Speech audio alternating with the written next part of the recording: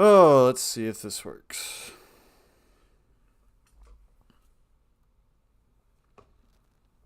Hey, I can see myself all here.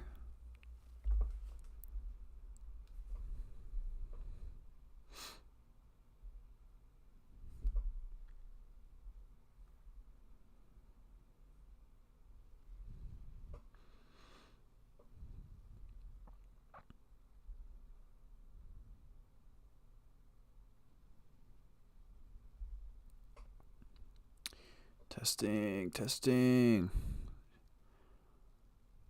Well, the Jazz game. The Jazz game just ended. I'm trying to hold up. Game.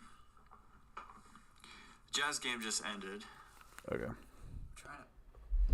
The Jazz game just ended, and the Miami Heat kind of just whooped us. Let's look at something on here. NBA defensive rankings. All right.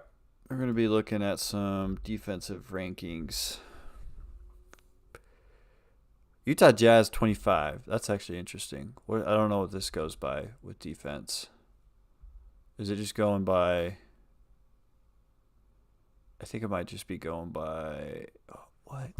Defensive rating. Our defensive rating's got to be the worst. Well, 122. Yeah. So our defensive rating is 122. That's not very good, guys. That's not very good.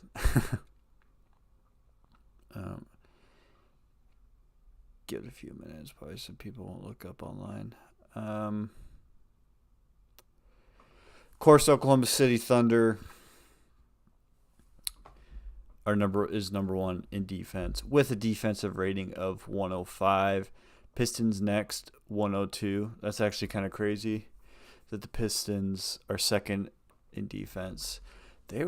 Was it 2 seasons ago that they lost like 26 straight? That's a crazy turnaround. I'm going to do this. Get it a little bit closer on me. I think that's kind of crazy, but yeah. So the Jazz fall to the Miami Heat, 147 to 116. The Jazz are now 15-30. Let's look at the standings though. In a new tab. So if we go to conference, the Jazz are third to last in the Western Conference, and total in league sixth worst team in the NBA. They're actually 15-31. My bad. They've lost 2 straight. They're 3-7 in their last 10. Opponents' points per game is 127. Now looks like the other teams with 120 or more. The Wizards at 123. The Pelicans and the Kings. That's kind of crazy, actually. So we're 3 games behind the Nets. We played 3 more games than them. That is kind of wild too. Charlotte Hornets. The Hornets have won 2 in a row. They're 5-5. I really think that this is the bottom 6 right here. These are the teams fighting the hardest for a top 3 pick or the top pick. I would say top 3 pick because the 3 picks of this year. I should probably zoom in. Sorry guys, I don't know how to.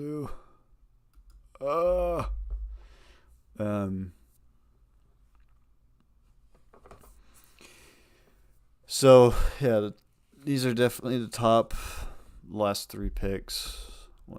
Top 3 picks are going to get them.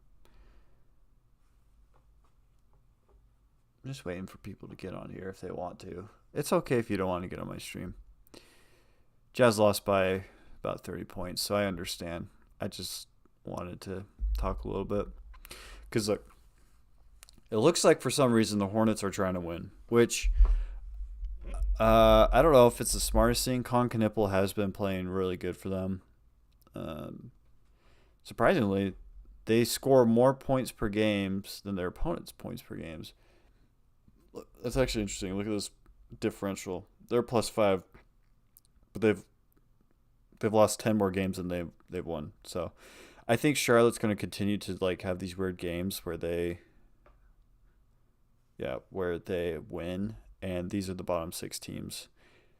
The Jazz definitely are going for at least a top 8 because we have that pick that we can't convey, especially this year. This draft is just too good. The Nets are definitely tanking. The Kings, I don't know what the Kings are doing. I don't know. Does anyone know if the Kings even own their pick this year? They probably do. They've lost 4 in a row. The Nets have lost 4 in a row. The Wizards have lost 9 in a row. The Wizards are tanking hard. They won a couple games. We know what the Pacers are doing. The Pelicans, they don't even own their pick, and they're second to last team. The Hawks have their pick, and that wouldn't be very fun if the Hawks got the number 1 pick. That would be kind of interesting. The Wizards, Trae Young is injured, so I don't think we'll see Trae Young play in a Wizards jersey this year. They're just tanking way too hard. The Jazz. This is kind of interesting. Interesting stat right here. The Jazz have won 10 home games compared to the other 5 teams in the bottom 6. The Nets have 6 home wins, Kings 9, 8, 7, 6. Yeah, so the Jazz, they know how to win, especially at home. They're up there with winning at home. Just kind of impressive. I mean, if we were to win games, I'd want them to be winning at home because I want the Jazz fans to see them win. Division, this is actually interesting. It might be because we played Oklahoma City 3 times now, 1-8. That's something that I wish the NBA would do is like actually make. Yeah, Tank is on, Car Wash Channel. Tank is on. We saw it tonight. But something that... Oh, shoot. What was I talking about? I forgot what I was talking about. That's crazy. ADHD. Just... I would talk about someone. On the cover... Ace Bailey has been catching my eye recently. I mean, he's caught my eye all season, but it feels like the Jazz are letting him loose a little bit more. Let's look at his stats though here real quick on what's his Basketball Reference. So these are his last 5 games. They didn't include tonight's games. I believe he had. Let's check and see actually what he had. Team stats. Oh wait, no, box score. Ace Bailey had 12 points. Okay, yeah, 12 points, 2 rebounds, 2 assists, and we'll get to Nurkic later. Don't worry, guys. We'll get to our homie Nurkic here soon. So the last 5 games, we're gonna cancel out this Dallas one. Ace Bailey's had 12 points, 25 points, 20-point game, 8-point game, 18-point game, and I guess it's Dallas 15. I think he's starting to find a groove. Now, one thing that I wish could happen better is his three-point attempts aren't too bad here, but tonight he went 0 of 5 on 3 points. I believe, yeah. 05. Oh, Keontae was 0 of 8. Tonight was an old Keontae George type of night. He played like how he'd play back in the past couple of years, -27. So this is actually interesting. Nurkic, definitely the player of the game and the player of the past 3 games. I can't remember when. When was that game that... Was it Minnesota? Minnesota was a big game. That was the one that Keontae George had the Yeah. So Keontae George, 36 minutes, 19 points, 6 and 9, teen. How many turnovers did he have? 2 turnovers. Okay, not bad. Not bad. Not bad on the turnovers, but Nurkic is definitely getting his trade stock up.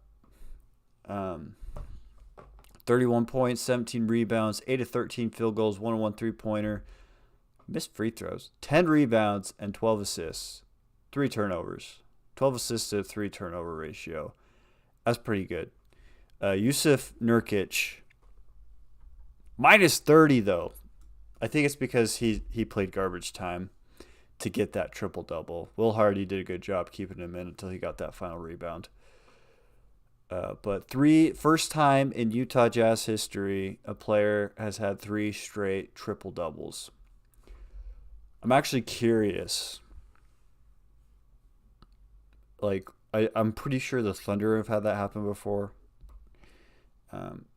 So I'm curious what other teams out there have not had 3 straight triple-doubles in a row. So also, this is kind of sad, especially since we went into garbage time. Taylor Hendricks not playing at all. Walt Clayton Jr. Yeah. Kyle Filipowski, though, he was the only one, well, him and Kyle Anderson, that weren't in the negative of the plus minus. So Kyle Anderson is one of the weirdest like Jazz players that I think I've watched on the Jazz before. He does like the way that he plays basketball. I'm just not a fan of. Like, he's kind of a ball hog, at least from what I've seen of him on the Jazz. Kyle Anderson, he's just slow. There's really no reason why Kyle Anderson is in playing. I guess because Kevin Love's out, but even then, Taylor Hendricks didn't even play tonight. And I would have rather had 15 minutes go to Taylor Hendricks because, I mean, we lost the game by 31 points anyway, so it's like bring Taylor Hendricks in over Kyle Anderson. Maybe it's because Kevin Love's kind of our backup center after Nurkic, and so Hardy had to flip between Filipowski and Anderson. Filipowski he's not even a center. Like, he can't play center. He can't defend. That's probably a big reason why we lost by 31 points, is because we switched up Kyle Anderson and Kyle Filipowski at backup center. I don't know, even though they were +1 and a 0. Bryce Sensabaugh, he has shown. Bryce Sensabaugh is another really interesting guy for the Utah Jazz. Because I didn't watch too much tonight about like what his defense was like, but he played 23 minutes. He had the team high 23 points. He was 7 of 15, 4 of 7 from 3 points, 5 of 6 from free throw. He had 4 rebounds, 2 turnovers, 1 assist. I feel like Bryce Sensabaugh, he has these good games, but it's like during like kind of crummy games that don't feel like good. Like it's like that game he had 43 points. That game didn't really. It felt a little like a Talen Horton-Tucker 40-point game, but I will never be able to score 40 points in an NBA game. So, and there's probably thousands of players out there that can't score, like never scored on a 30-point game, 40-point game. So Keontae's 43-point game felt a little bit more real. I'm not sure if that makes sense or not, but if Bryce Sensabaugh can just keep shooting like this and even get his defense up a little bit, I think that would be pretty good. See, Mikhailuk, he played 17 minutes, and I think he played mostly in the first half. I don't remember seeing him much in the second half. But yeah, Ace Bailey. Let's go back to my boy Ace. So Ace Bailey. Another thing that's interesting is that he's listed as a 6'9" guard. I think they updated him. They had him at 6'7". I didn't. Yeah. But now ESPN has him at 6'9", so I believe that a lot more. At the beginning of the season, he was like 6'7", and before the draft, they said he was 6'10". But if you go to a Jazz game, even when you're in the upper bowl, you can tell that he has height. And 6'7" is 6'7". Gosh, that word 6'7" is so. 6'7" is still pretty tall. His true shooting percentage. Okay, I've always been kind of confused about true shooting, but this gives an explanation. True shooting percentage, a measure of shooting efficiency that takes into account 2-point field goals, 3-point field goals, and free throws. Okay, so it's pretty much your field goal percentage plus your free throws. He's shooting 53% true shooting, which I don't know the gauge between that, but maybe it's good. I have noticed Ace Bailey's usage has gone up, especially with Larry Markkinen being sick. So I'm actually curious. The Jazz play the Clippers, and the game is scheduled to be on Peacock or NBC. I think Tuesday night basketball, which is interesting. So I think Larry Markkinen, technically, if he is healthy, he has to play on Tuesday. Otherwise, the Jazz get fined because he's still considered like an all-star. Because last year the Jazz got fined $100,000 for resting Lowry, but he was there on the bench, and yeah. But Larry Markkinen, he is having one heck of a season. So if we look at his profile, I'll bring this up. Sorry for the advertisements. I need to get ad block on here. So he's played 33 games so far this season, 27.9 points per game. What's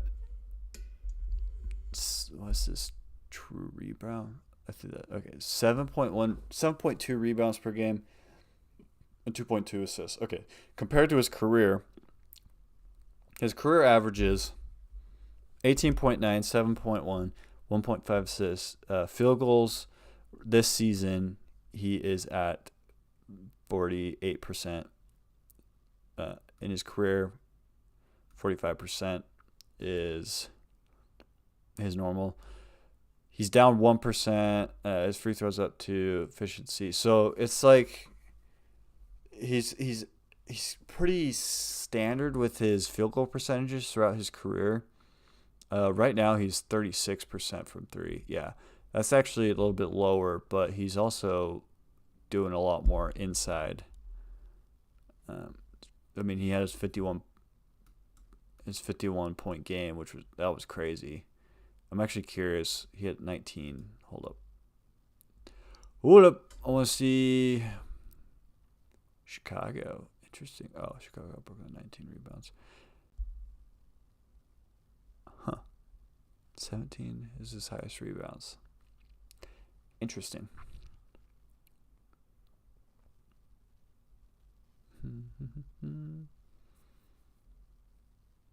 I hope he's an all-star this year again.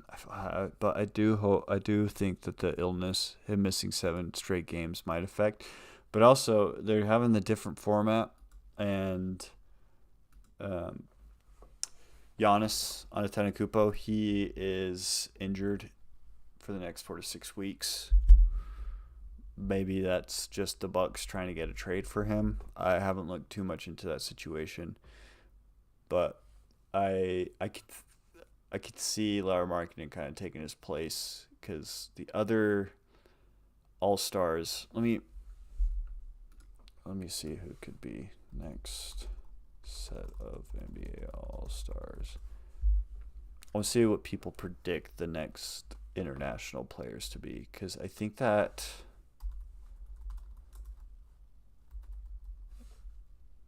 next set of NBA All-Stars.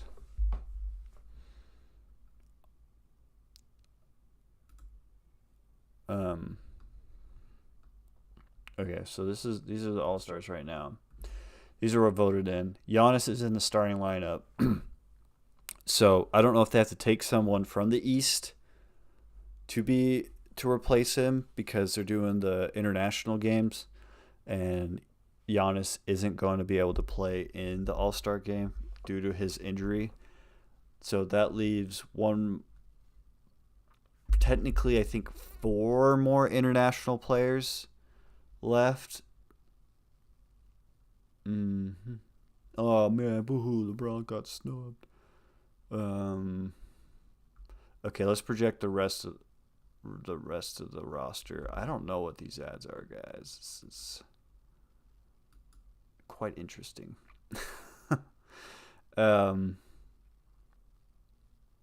So these guys are predicting. I don't know who this is, but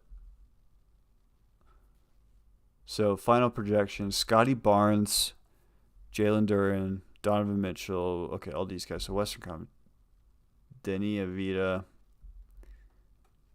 Alfred Sengun is going to be another international player that's going to make the All-Star game.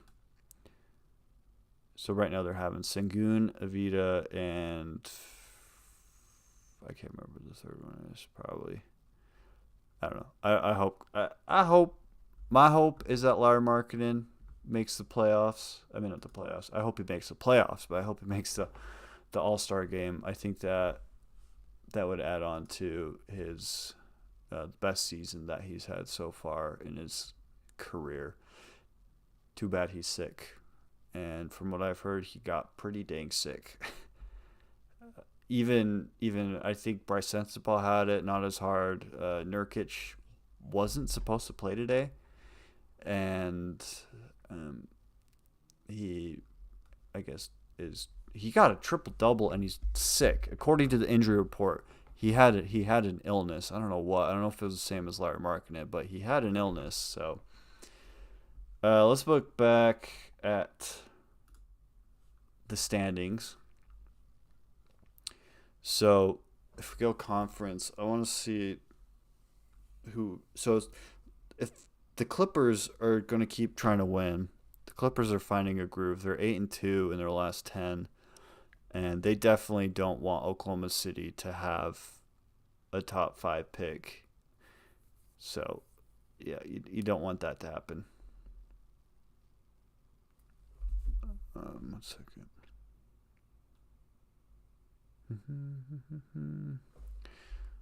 And do the Kings own their pick? Future draft.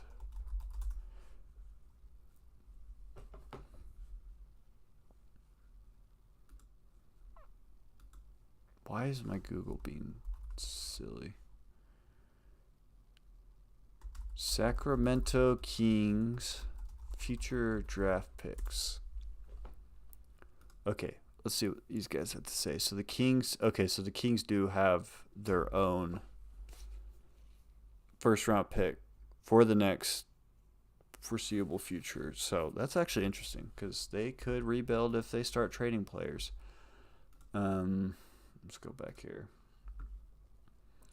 The Heat are 24-22, which I don't know how good they were coming in. I haven't paid much attention to the East other than like the bottom feeders, like the Nets, the Hornets, these 4 right here.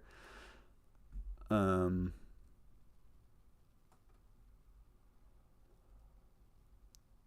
curious what the Hornets fans think of them winning, because right now they're 3 games. They're 3 games above the Jazz. The Jazz just need to keep going down. They need to keep losing. Cool. Yeah, this. Oh man, I don't. The Grizzlies. Are the Grizzlies gonna lose? I know John Morant. I don't even. Apparently, he's injured too, and I don't even think he'll play another game in a Grizzlies jersey, which is sad because he was such an electric player. But he's getting traded too. One guy I would be so down to get through a trade. I know his contract might be kind of pricey, but Jaren Jackson Jr. would be pretty sick. Can you imagine if we were able to trade Jaren Jackson for Jaren Jackson Jr.? I don't know who we'd have to give up, and then we draft someone in a top 3 pick. That'd be pretty cool. But I don't know if Jaren Jackson's the answer. I just want more defense. And I haven't looked too much into the draft. You know, I heard the names like AJ DeBonsa, Darren Peterson, Cam Boozer.